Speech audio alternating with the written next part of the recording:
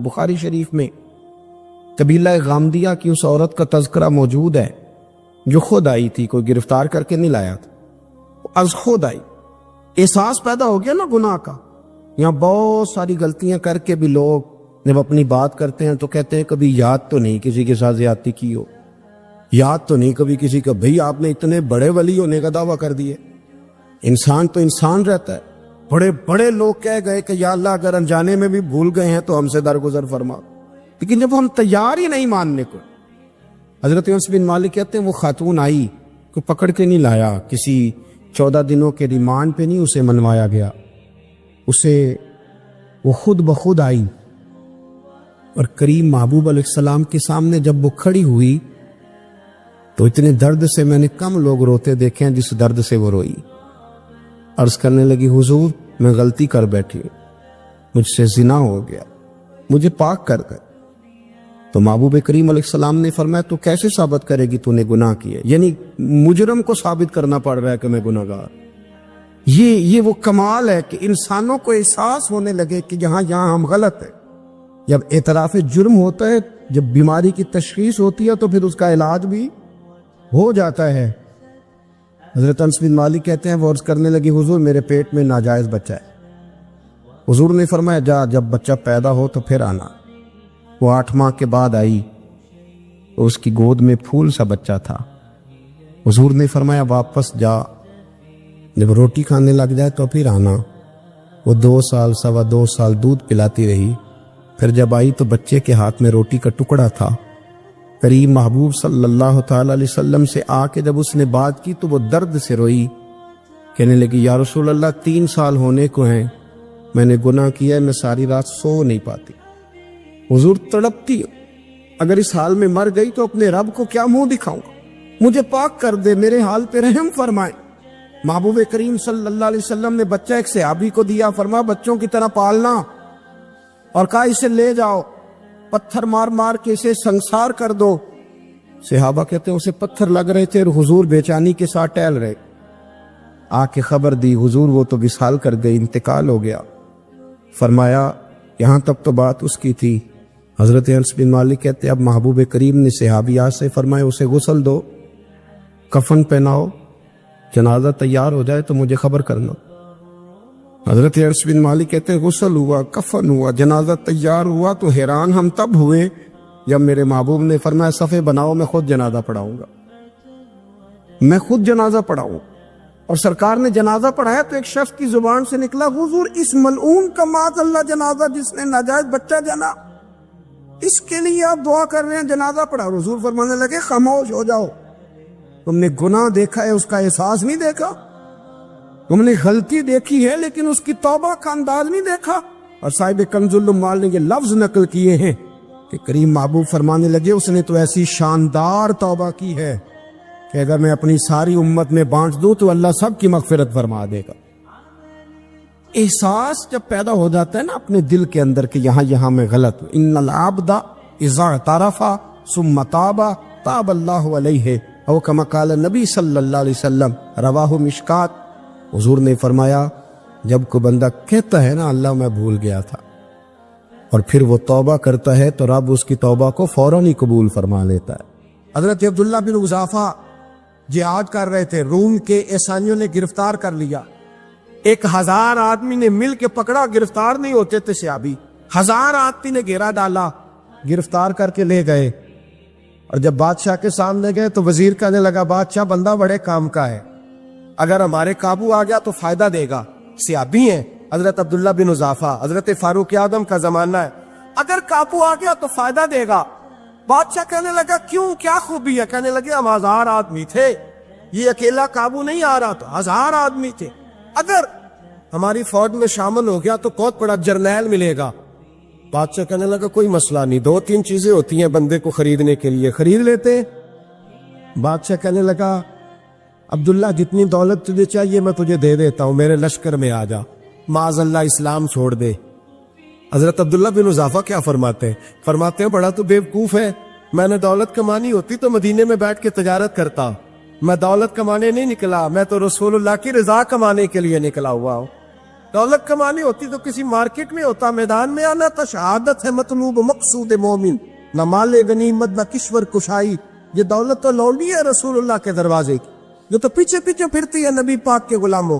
یہ کمانی ہوتی تو میں کسی مارکیٹ میں ہوتا، میدان میں تھوڑا ہوتا۔ عبداللہ بن حذافہ سے دوسری چال چلی، کہنے لگے میاں عہدہ جو تجھے چاہیے، میں بادشاہ ہوں، میرے نیچے جو عہدہ تو کہے گا وہ تجھے مل جائے گا۔ حضرت عبداللہ بن حذافہ کہنے لگے شاید تجھے پتہ نہیں میری تعریف کیا ہے، شاید تو جانتا نہیں میری تعریف کیا ہے۔ کہا صاحب کی کیا تعریف ہے؟ کہنے لگے میں رسول اللہ کا صحابی ہوں، اور کائنات میں سب سے بڑا عہدہ مصطفیٰ کے صحابی ہونے کا عہدہ ہے۔ صحابہ وہ صحابہ تھے جن کی ہر صبح عید ہوتی تھی، خدا کا قرب حاصل تھا، نبی کی دید ہوتی تھی۔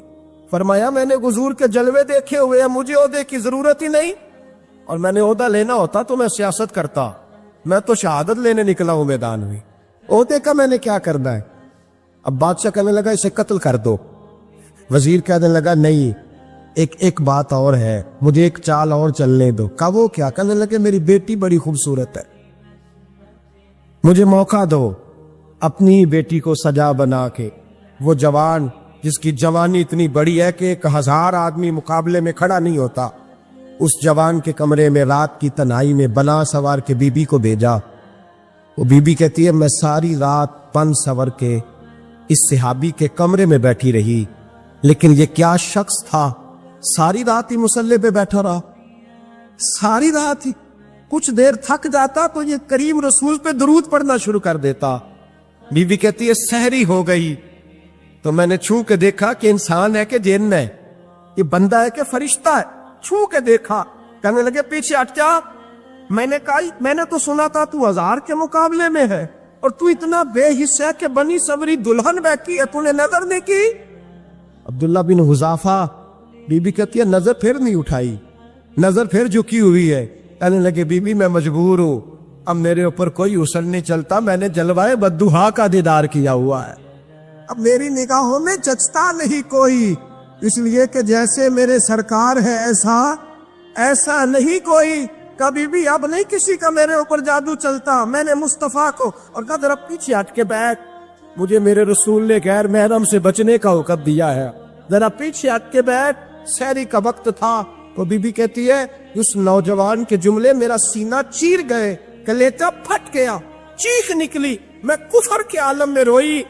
میں نے کہا مجھے بتا تو صحیح، آخر یہ جذبہ کہاں سے ملتا ہے؟ آخر یہ روشنی تو میں نے دیکھی نہیں، کہاں سے آتی ہے؟ ایک میرا باپ ہے جو بنا سور کے مجھے تیرے کمرے میں چھوڑ گیا، بتلا یہ کہاں سے کیف آتے ہیں؟ عبداللہ بن حذافہ کہنے لگے اگر کیب لینا ہے تو بھی میرے مصطفیٰ کا کلمہ پڑھ جا، آ جا دروازے رسول پہ جھک جا، مل جائے گا۔ سویرے دروازے پہ باپ آیا بیٹی سے رزلٹ لینے، دروازہ کھولا تو بیٹی نقاب پہنے باہر آئی۔ باپ کہنے لگا کیا بلا؟ کہنے لگی پیچھے ہٹا، تو غیر محرم ہے، کافر ہے، میں مسلمان ہوں۔ اس نے کہا کیا ہوا؟ کہنے لگی تیرے جیسے کو باپ کہوں، تیرے جیسے کو جو مجھے استعمال کر رہا تھا، میں تجھے باپ نہیں مانتی، میں اب رسول والی ہو گئی، میں حضرت فاطمہ کی کنیزہ ہو گئی، میں اب نبی کریم کی خادمہ ہوں، خبردار میرے قریب نہ آنا۔ یہ داؤ بھی ناکام ہوا۔ اب حضرت عبداللہ بن حذافہ کے سامنے موت کھڑی کی، ایک کڑا میں تیل گرم کیا، کہنے لگے تجھے اس میں جلایا جائے گا۔ حضرت عبداللہ بن حذافہ رضی اللہ تعالیٰ عنہ جب جلنے کے قریب ہوئے تو رونے لگے۔ روم کا بادشاہ کہنے لگا شاید ڈر گیا ہے، کہنے لگے اب سمجھ آئی ہے، اب تجھے پتا چلا ہے، چلا آ جا۔ حضرت عبداللہ بن حذافہ کہنے لگے تو کافر ہے، تیری کافروں والی سوچ ہے، اس لیے نہیں رویا کہ موت سے ڈر گیا ہوں، میں تو اس لیے رویا ہوں کہ ایک جان ہے وہ نبی پاک پہ قربان ہو رہی ہے، کاش رب مجھے 1000 جان دیتا، میں ساری مصطفیٰ پہ قربان کر دیتا۔ ایک سنار نے گلی میں یتیم چھوٹے سے بچے کو گھومتے دیکھا تو سنار بے اولاد تھا، بچے کو اٹھا کے گھر لے آیا، 18 سال اس بچے کی پرورش کی، اس کو پالا پوسا، جوان کیا۔ سنار کے پاس وہ دکان پہ چلا جاتا، وہ کئی دفعہ دکان پہ رہتا، کئی دفعہ گھر میں رہتا۔ ایک دفعہ وہ دکان پہ تھا، بچہ گھر تھا، 18 سال کا جوان، اس کی بیوی اکیلی تھی۔ وہ جس نے ماں بن کے پالا تھا اس نے اسی پہ حملہ کر دیا، اس کا بازو بری نیت سے تھاما۔ بیوی چیخی، تھوڑی دیر گزری تو وہ نوجوان پیروں میں بیٹھ گیا، کہنے لگا اماں پتہ نہیں مجھے کیا ہوا۔ شام کو سنار آیا، بیوی چیخنے لگی، چلانے لگی، کہنے لگی آج عجیب بات ہوئی، جس کو میں نے جگر کا خون دے دے کے پالا اسی نے گندی نظر ڈالی۔ سنار میں بے حیرت ہے، بیوی کا خیال تھا کہ لات اٹھائے گا، ڈنڈا اٹھائے گا، نوجوان کو مارے گا، لیکن وہ رونے لگ گیا۔ اس نے کہا آج اس نے میرا بازو تھاما ہے، جانے کیا کیا ہے۔ پریشان ہونے لگ گیا، سجدے میں گر گیا، کہا تو بتاتا کیوں نہیں؟ تو وہ سنار کہنے لگا اس کی غلطی نہیں، 18 سال کے بعد آج مجھ پر بھی شیطان سوار ہوا تھا۔ ایک عورت آئی تھی، وہ اپنے بازوؤں میں چوڑیاں پہننا چاہتی تھی تو میں نے بھی گندی نظر سے ہاتھ ڈالا تھا، رب کریم نے مجھے فوراً اس کی سزا دی۔ جن کے گھروں میں بیٹیاں ہوتی ہیں ان کی نظریں گندی نہیں ہوتی، جو بیٹیوں کے باپ ہوتے ہیں، جو بہنوں کے بھائی ہوتے ہیں، ان کی نظریں گندی۔ اور اگر تو ٹیلی فون کرتا ہے، تو کسی عورت کے ساتھ تعلق رکھتا ہے، تو یہ بات لکھ لے، امام فخر الدین رازی 1، علامہ اسماعیل حقی 2، ملا جلال الدین رومی 3، امام خازن 4، امام جلال الدین سیوطی 5 حدیث کے استاد اور محدث لکھتے ہیں کہ اگر تو کسی پر گندی نظر ڈالے گا تو تیرا گھر بچ سکتا، یاد رکھ نہیں بچے، اس لیے کہ تیری نظر ہے، کسی کی بیٹی کو بیٹی سمجھ تاکہ تیری بچی کا پردہ قائم رہے، کسی کی بہن کو، یہ کیا بات ہوئی کہ تو جتنا مرضی گند معاشرے میں پھیلاتا رہے تیرا گھر بچا رہے، یہ کیسے ہو سکتا ہے؟ فَإِنَّ لَهُ مَعِيشَةً ضَنكًا، اللہ فرماتے ہیں زندگی تنگ ہو جائے گی تیرے لیے مشکل، تو ڈھونڈتا پھرے گا کہ میں مرنے کو جگہ تلاش کروں۔ سچی توبہ کرے، کھری توبہ۔ یہ گناہ انسان کو مجبور کر دیتے۔ حضرت عبداللہ بن مبارک رحمۃ اللہ تعالی علیہ، ان کے سینکڑوں شاگرد تھے، ایک شاگرد کے انتقال کا وقت آیا تو گھر گئے ملنے، آپ کہتے ہیں میں نے زور لگا لیا پر اس کی زبان پر کلمہ جاری نہیں ہوا، میں اسے کہتا کلمہ پڑھ پر اس کی زبان پر جاری۔ اللہ اکبر، بہت بڑی نعمت ہے، دعا فرمائیں اللہ ایمان کی موت عطا فرما، ایمان کی موت دے اللہ کریم، ایمان کی موت دے۔ ایسے بھی لوگ دیکھے ہیں، مسجد نبوی ہے، رسول اللہ کا شہر ہے، سر سجدے میں ہے، روح پرواز کر گئی، روح پر کتنا نصیبوں والا ہے، کتنا نصیبوں والا ہے کہ مسجد نبوی میں سر سجدے میں رکھا ہے اور اللہ تبارک و تعالیٰ نے محبوب کے قدموں میں موت عطا فرمائی۔ حضرت عبداللہ بن مبارک کہتے ہیں میں نے اس کو کہا کلمہ پڑھ تو اس کی زبان پہ جاری نہیں ہوتا، میں بار بار کہتا تو وہ منت کرتا، کہتا حضور میں کوشش کرتا ہوں جاری نہیں ہوتا۔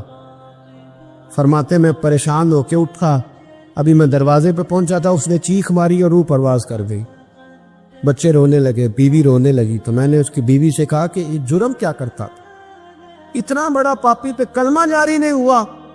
اس کی زوجہ کہنے لگی حضرت جی 2 گناہ تھے اس کے، ایک تو یہ شراب کا عادی تھا، روکتی تھی باز نہیں آتا تھا، اور دوسری بات یہ کہ یہ اپنی اماں کا نافرمان تھا، وہ 2 گلیاں چھوڑ کے رہتی ہے، یہ کبھی ملنے نہیں گیا تھا، اس بوڑھی کا کلیجہ اس کی طرف سے بڑی تکلیف میں تھا۔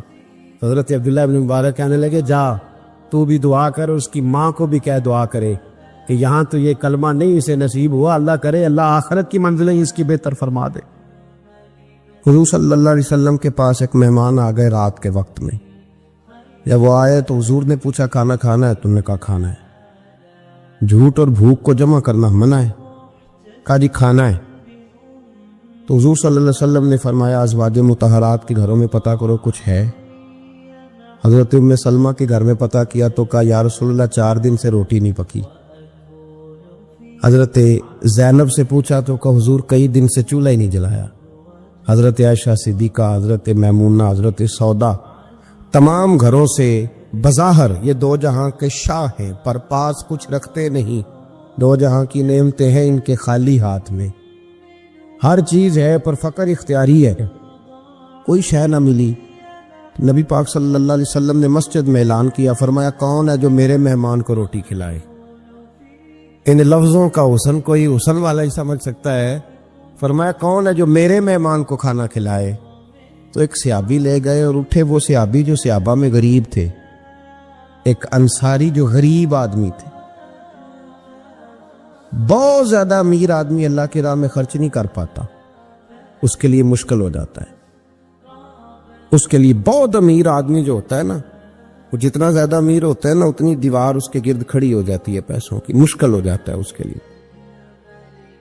غریب آدمی کھڑے ہوئے، اگرچہ میرے محبوب کے غلاموں میں جو بڑے امیر تھے وہ بھی خرچ کرنے میں بڑے آگے تھے، حضرت عثمان غنی رضی اللہ تعالیٰ عنہ، حضرت عبد الرحمن ابن عوف، حضرت ابو بکر صدیق رضی اللہ۔ لیکن یہ غریب آدمی کا حضور میں لے جاؤں گا، میں لے کے جاؤں، اور یہ بخاری مسلم ہے۔ حضور نے فرمایا لے جاؤ، وہ اب صحابی گھر لے گئے اور بیوی سے مشورہ کیا، بات پہ غور کرنا، ہر چیز کی بھوک دیکھی جا سکتی ہے، بچوں کی نہیں دیکھی جا سکتی۔ وہ انصاری حضور کے مہمان کو گھر لے گئے، جا کے بیوی سے مشورہ کیا، کہا بھلی مانس گھر میں کچھ ہے؟ تو اس نے کہا تھوڑا سا بچوں کے لیے کھانا رکھا ہے، بچوں کے لیے۔ بچے تو بزدل کر دیتے ہیں، بچے تو آدمی کو بزدل کر دیتے ہیں، بچے تو مار دیتے ہیں، کلیجہ پھٹ جاتا ہے بچہ بھوکا ہو تو، نیند نہیں آتی۔ اب صحابی اپنی بیوی سے کیا کہتے ہیں؟ کہتے ہیں بچوں کو بہلا کے سلا دے، اور رسول اللہ کے لیے نہیں، رسول اللہ کے مہمان کے لیے، بھائی نبی پاک کے لیے نہیں، حضور کے تجھ سے در در سے سگ اور سگ سے ہے مجھ کو نسبت، میری گردن میں بھی ہے دور کا پٹکا تیرا، تجھ سے در در سے سگ سگ سے ہے مجھ کو نسبت۔ لمبی بات ہے کہ بچوں کو سلا دو۔ بی بی نے بچوں کو سلا دیا تو میاں بیوی کا مشورہ ہوا کہ مہمان کے ساتھ بیٹھ کے روٹی کھانا بھی سنت ہے۔ تو اب مہمان کے ساتھ بیٹھ کے کھانا بھی ہے تو کھانا ہے ایک دو آدمی کا۔ اب خاوند اپنی بیوی کو تیار کرتا ہے کہ میں بھی کھانے پہ بیٹھ جاؤں گا، تو بھی بیٹھ جانا، اور جب مہمان کھانے میں ہاتھ ڈال لے تو اٹھنا، کہنا او ہو دیا تو صحیح کیا ہی نہیں، ابھی بجھ جائے گا، اور جا کے دیا بجھا دینا۔ ہم ہاتھ ہلاتے رہیں گے، مہمان روٹی کھاتا رہے گا۔ اور یار اس درد کو، اس کیف کو سمجھو، گھر میں بچے بھی بھوکے، بچوں کی ماں بھی بھوکی، بچوں کا باپ بھی بھوکا، دسترخوان پہ روٹی لگ گئی، روٹیاں چون ڈالی، بی بی اٹھی کہنے لگی او ہو چراغ تو صحیح کیا ہی نہیں، یہ تو بجھ جائے گا۔ حوصلے مند بی بی جس نے بچے بھوکے سلا دیے، وہ بھوکے سوئے ہوئے بچوں کی بھوکی اماں اٹھی اور اپنے خاوند کی تابے داری میں اٹھی، میں گڈی تے ہاتھ ڈور سجن دے، وہ جنج رکھے اونج رہنا ہے، اٹھی اور اس نے نہ دیا ٹھیک کرنے کے بہانے بجھا دیا۔ مہمان روٹی کھاتا رہا اور رسول اللہ کے نوکر قربانی دیتے رہے۔ وہ روٹی کھا کے سیر ہو کے بستر بچھایا تو سو گیا۔ یہ میاں بیوی ساری رات بچوں کی طرف دیکھتے رہے اور غور کرتے رہے اور راضی رہے کہ ہم نے حضور کا فریضہ نبھایا ہے۔ قربان جاؤں محبوب پہ، بے خبر ہو جو غلاموں سے وہ آقا کیا ہے۔ وہ صحابہ وہ اگر قربانیاں دیتے تھے تو جو اعزاز ملتا تھا وہ بھی بڑا شان والا ہے۔ صحابی کہتے ہیں میں فجر کی نماز پڑھنے مسجد آیا، پہلا قدم رکھا تو میرے کریم بولے، حضور نے فرمایا رات جو تو نے اور تیری بیوی نے عمل کیا ہے خدا کو بھی بڑا پسند آیا ہے، محمد مصطفیٰ کو بھی بڑا پسند ہے۔